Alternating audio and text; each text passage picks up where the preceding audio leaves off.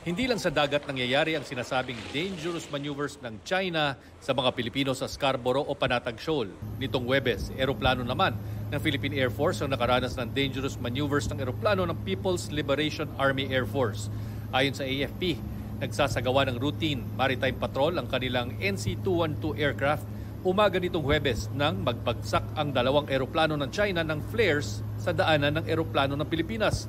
Ligtas naman nakabalik ang NC-212 sa Clark Air Base. Pero ayon sa AFP, delikado ang ginawa ng eroplano ng China. Pang-depensa raw ang flare laban sa mga missiles at hindi dapat gamitin laban sa ibang eroplano. Very dangerous kasi for instance, yung mga flare na yon ay nakarating dun sa ating aircraft, no? Pwedeng mahigop dun sa propeller or sa intake or pwedeng masunog pati yung ating aircraft. Giit ng Southern Theater Command ng China, iligal at nakakaapekto sa kanilang pagsasanay at exercise activities ang panghihimasok umano ng eroplano natin sa airspace ng Panatag Shoal. Ilang beses umanong nagbabala ang China sa eroplano. Maghahain ng diplomatic protest ang DFA na ikinagulat ang aksyon ng China, lalo't nagkasundo ang dalawang bansa na pahuhupain ang tensyon sa bilateral consultative mechanism kamakailan. That's why we talk. But certainly, sinabi ko, we reached an understanding the other week and then mangyayari ito. So naturally, it's something we have to really consider. Well, I don't know why they did it. Yun ang masabi ko. It certainly took us by surprise. Pag-uusapan naman ng National Maritime Council ang susunod na hakbang nito. All they have on their side is brute force, no, and strength and might. And that's what they're gonna do. Hopefully, they listen to reason. Well, ginagawa na nila, no? Ginagawa na ng China yan, hindi lamang sa atin.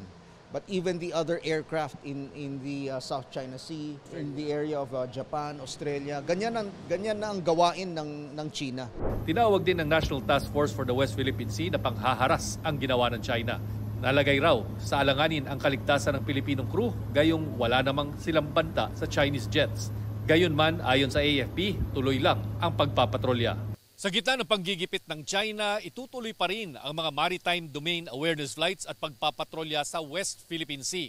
Lakas lang daw ang sandigan ng China habang ang Pilipinas hawak ang karapatan at pagkilala sa sariling EEZ na ibinibigay sa ilalim ng international law.